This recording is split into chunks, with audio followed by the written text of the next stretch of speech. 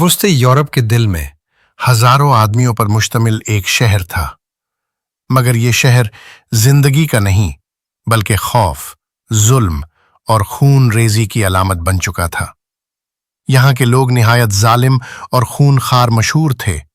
اس شہر کا حاکم اور کوہ ایلس کے رہنے والے درندہ صفت لوگ انسانوں کو بے رحمی سے قتل کرتے، ان کی کھالیں اتارتے اور ان کا خون پی جاتے تھے۔ بہت سے لوگ شہر چھوڑ چکے تھے اور جو باقی رہ گئے تھے وہ ان درندوں کا شکار بن رہے تھے۔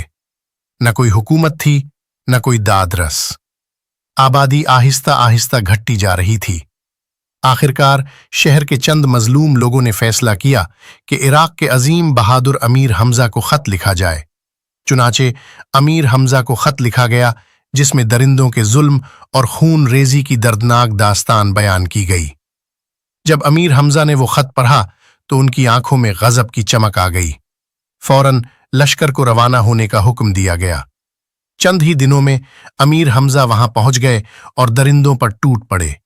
ان کی بہادری اور جنگی حکمت عملی کے سامنے بہت سے درندے مارے گئے اور باقی جان بچا کر بھاگ گئے۔ اسی دوران خبریں ملی کہ انگارہ جادوگر بھی اس علاقے میں موجود ہے اور ان درندوں کی پوشیدہ مدد کر رہا ہے۔ امیر حمزہ جان گئے کہ جب تک انگارہ جادوگر کو شکست نہ دی جائے یہ علاقہ امن نہیں پا سکتا۔ چنانچہ بلایا گیا عیاری، دانائی اور فریب کا ماہر عمرو عیار۔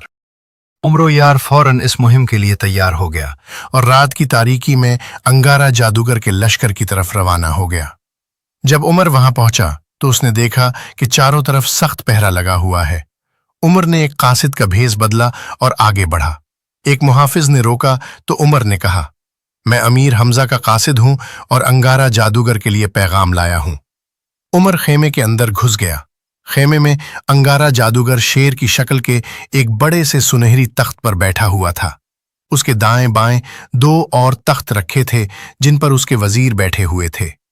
اس کے سامنے اس کے امراء و وزراء با ادب قطار باندھے بیٹھے تھے۔ تخت کے پیچھے دو کنیزیں کھڑی انگارہ جادوگر کو مورچھل جھل رہی تھیں۔ عمر نے انگارہ جادوگر کو کوئی سلام نہ کیا اور سیدھا اس کے دائیں طرف رکھے ہوئے تخت کے قریب پہنچ گیا۔ تخت پر بیٹھا ہوا وزیر حیرت سے عمر کی شکل دیکھنے لگا۔ عمر نے بھی اسے گھور کر دیکھا اور بولا، میری طرف بٹر بٹر کیا دیکھ رہے ہو؟ اٹھو یہاں سے، مجھے بیٹھنے دو۔ اس پر وہ وزیر اور بھی حیرت زدہ ہوا۔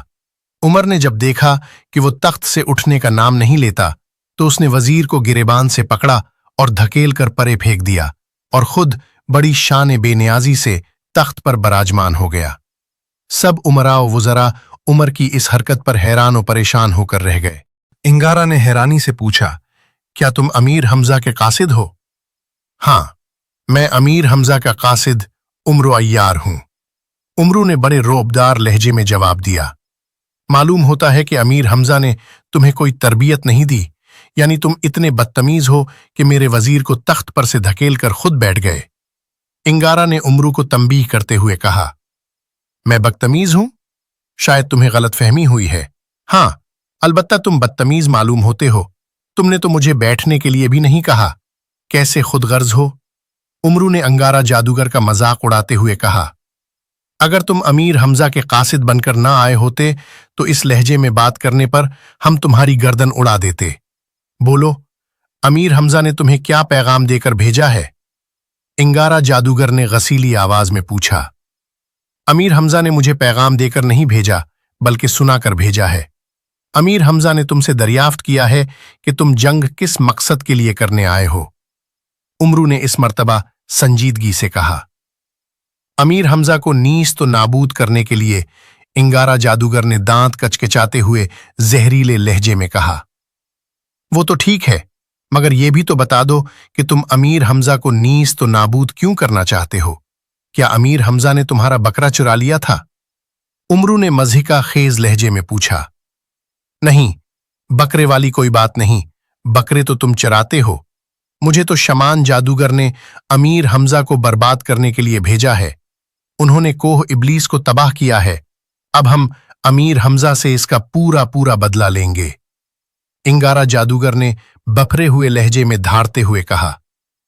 मैं कब कहता हूं कि आधा आधा बदला लेना।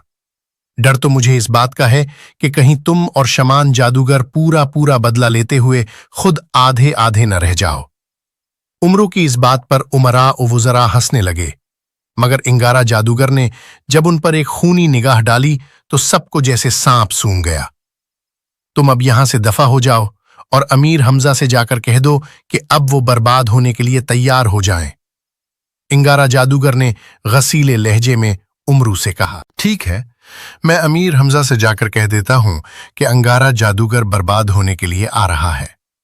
उमरू अय्यार ने तख्त से उर्फे कहा, बकवास बंद करो, तुम लोगों को बहुत जल्द मालूम हो जाएगा कि बर्बाद कौन होता है। मैं तुम्हें जहन्नुम में धकेल कर ही दम लूंगा। अच्छा, तो तुम हमें जहन्नुम में धकेलना चाहते हो? तुम्हारा बाप जहन्नुम का दारोगा लगा हुआ है? उमरू ने तंजिया लहजे में कहा और अंगारा जादूगर का गुस्सा 100 दर्जे तक बुलंद हो गया। मैं तुम्हारी गर्दन उड़ा दूंगा। और ये कहते हुए अंगारा जादूगर ने मियान से तलवार बाहर निकाल ली। उमरू ने ये देखा तो जानबूझकर थिर थिर कांपता हुआ बोला, भाई, तो तुम तो बड़े अच्छे आदमी हो। मैं तो यूं ही तुमसे मजाक कर रहा था।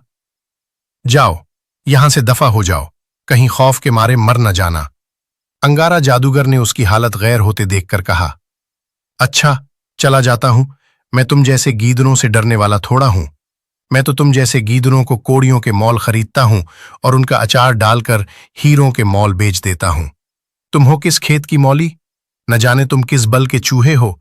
मैं तो तुम्हारा कीमा बना दूंगा, कीमा। उमरू अय्यार ने तंजिया लहजे में नाचते हुए कहा। अब तो अंगारा जादूगर का गुस्से से चेहरा अंगारे की तरह लाल हो गया और वो तलवार खींचकर उमरू की तरफ झपटा, मगर उमरू वहां से गायब हो चुका था। उमरू ने फौरन ही जंबेल से सुलेमानी चादर निकालकर अपने ऊपर ओढ़ ली थी। इस तरह वो अंगारा जादूगर की नजरों से ओझल हो गया और अंगारा जादूगर हैरत से इधर उधर देखता रह गया। भाग गया, फिर कभी मेरे हाथ चढ़ा तो टका बोटी कर डालूंगा। अंगारा जादूगर गुस्से से बोला, खबरदार, अपनी जबान को संभाल कर बात करो, वरना इतने टुकड़े करूंगा कि जो गिने भी न जा सकें। उमरू अय्यार ने गायबाना आवाज में कहा। अंगारा ने ललकारा, अगर इतनी ही बहादुराना बातें कर सकते हो तो मेरे सामने आओ। दूध के बच्चे, ज्यादा बकवास न कर, मैं अब जा रहा हूं क्योंकि अमीर हमजा मेरा इंतजार कर रहे होंगे। उमरू ने जवाब दिया। इसी लम्हे अंगारा जादूगर के सर से हीरों से मुरस्सा ताज गायब हो गया और साथ ही किसी ने उसके गले से कीमती मोतियों का हार नोच लिया। देखते ही देखते खेमे में मौजूद हर कीमती चीज गायब हो गई। अच्छा भाई अंगारा जादूगर, तेरा कीमती माल तो अल्लाह ताला ने मेरे हवाले कर दिया है। अब तो भी मुझे इजाजत दे, मैं जा रहा हूं। खुदा हाफिज। उमरू अय्यार ने अंगारा जादूगर के नाम की मिट्टी पलीत करते हुए कहा और निकल गया। इधर उमरू अय्यार अंगारा जादूगर की फौज के पड़ाव से निकलकर सीधा अमीर हमजा के दरबार में पहुंचा। अमीर हमजा इसी का इंतजार कर रहे थे। अंगारा जादूगर क्या कहता है? अमीर हमजा ने बेचैनी से पूछा। कोई खास बात नहीं कही उस बिगड़बले ने, उमरू अय्यार ने जवाब दिया और तख्त पर बैठकर सारी बात बता दी कि शमान जादूगर ने कोहे इब्लीस की तबाही का बदला लेने के लिए अंगारा को भेजा है। अमीर हमजा ने कहा, बहरहाल हम भी जंग की तैयारियां कर चुके हैं। उमरू ने मशवरा दिया, आका, हमें शहर से बाहर निकलकर अंगारा जादूगर का रास्ता रोक लेना चाहिए, कहीं ऐसा न हो कि वो शहर के अंदर दाखिल हो जाए। अमीर हमजा ने इत्तेफाक किया और फौज के साथ शहर से बाहर निकल आए। उमरू अय्यार मेमना दाएं बाजू का सिपह सालार था। मैसरा बाएं बाजू की कमान जर्रार पहलवान के पास थी और कल्ब लश्कर दरमियान में खुद अमीर हमजा थे। जंग का नक्कारा बज उठा। सबसे पहले अंगारा जादूगर का एक कवि हैकल पहलवान एक बफिरे हुए शेर पर सवार होकर मैदान में आया और मुबारजत तलब की। जर्रार पहलवान अपना भारी गुर्ज लहराते हुए उसके मुकाबले को निकला। मैदान जंग में उमरू का सामना एक और जादूगर से हुआ।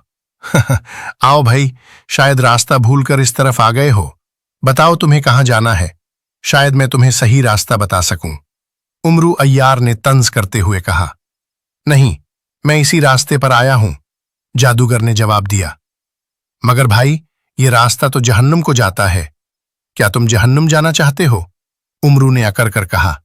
बकवास बंद करो, जहन्नुम तो मैं तुम्हें पहुंचाऊंगा। मेरा नाम गरज जादूगर है, मैं कोई मामूली जादूगर नहीं हूं। अगर नाकों चुने न चबवा दिए तो फिर कहना। उमरू ने मजाक उड़ाया। नाक तुम्हें साफ करना नहीं आता और मुझे जहन्नुम में पहुंचाने आए हो? ये सुनकर गरज जादूगर बौखलाकर अपनी नाक टटोलने लगा, मगर नाक साफ थी। वो गुस्से से लाल पीला हो गया। अब तुम मेरा वार रोकने के लिए तैयार हो जाओ। ये कहते हुए गरज जादूगर ने अपने चुगे में हाथ डाला और एक अंडा निकाल लिया। ये बतख का अंडा है या मुर्गी का? उमरू ने मिजाहिया अंदाज में पूछा। गरज जादूगर ने गुस्से से अंडा उमरू की तरफ फेंक दिया। रास्ते में ही अंडा फट गया और उसमें से हजारों उड़ने वाले सांप निकलकर उमरू की तरफ झपटे, मगर उमरू ने फौरन सुलेमानी चादर अपने आगे तान ली। सुलेमानी चादर की खासियत थी कि जो चीज इससे टकराती वो गायब हो जाती। थोड़ी देर बाद सब सांप गायब हो गए।